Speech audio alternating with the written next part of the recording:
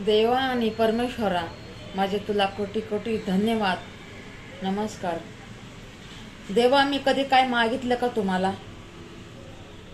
नाही मागितलं ना.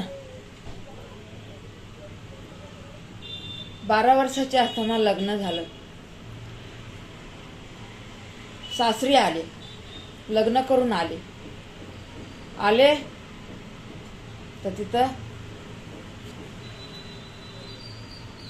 एवढीशी झोपडी होती. ह्या जीवाला किती वाईट वाटलं असेल. माझ्या मायबापांनी काय बघून दिले, ते तरी काय करणार.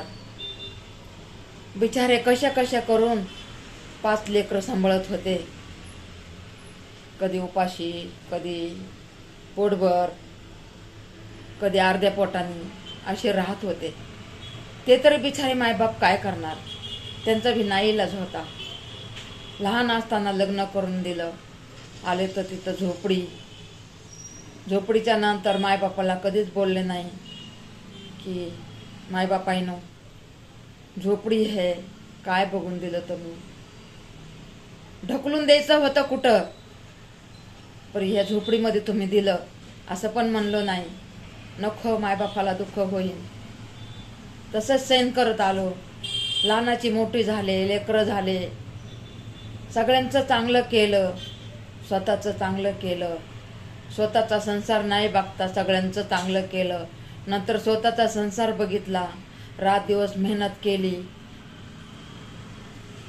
एवढ्या मोठ्या मुली झाल्या, त्याच्या पाठीवर मुलं झाले, तरी बी जीवाने ह्या कधी वाईट नाही मानलं.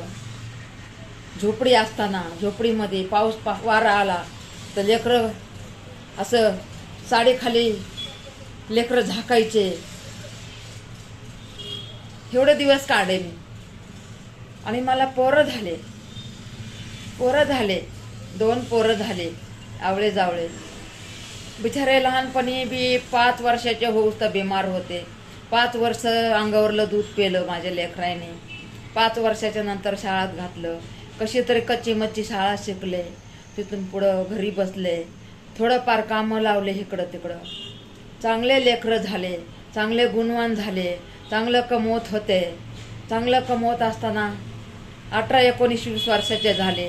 एवढ्या लहानपणी त्यांचं लग्न झालं. लग्न करून एवढं सुखी राहिलो. सुखाच्या नंतर आता दुःख का दिलं देवा मला तुम्ही? असं दुःख दिलं की दोन्ही लेकरं माझे बिमार. का देवा असं? कशासाठी असं? काय केलं? काय गुन्हा झाला माझा? कोणता गुन्हा केला आणि कोणता माझ्या लेकरांनी गुन्हा केला? ते माझ्या लेकराला एवढं दुःख दिलं, जीवाच्या पलकडं दुःख दिलं की त्या टायमाला वाटलं की ह्या देवा, ह्या जीवाला आता मी काय करू, कसं करू? मी जर ह्या जीवाचं काय करण तर ह्या परिवारचं कसं सांभाळवीन? कोण सांभाळत ह्यांना? माझ्याशिवाय तर ह्यांना कोणीच नाहीये. देवा परमेश्वरा, मी जीवावर उदार होऊन एवढा पैसा आणला, एवढा पैसा लावला, माझे लेकरं बरे केले, चांगले झाले. हे बघा, आज त्यांचा आज जन्मदिवस आहे आणि त्यांचा आज जन्मदिवस करायचा. तर मी म्हणलं एक इडव करून मला एक इडव टाकायचा आहे की जिंदगीभर माझी आठवण राहील. म्हणून मी एक इडव करत होते, तर ते इडव पण माझा झाला नाही. देवा मला माफ कर, ते इडव पण माझा झाला नाही. देवा मला माफ करा. नाही बोलायचं आहे पण मी बोलत नाहीये. बस मला माफ करा, मला माफ करा.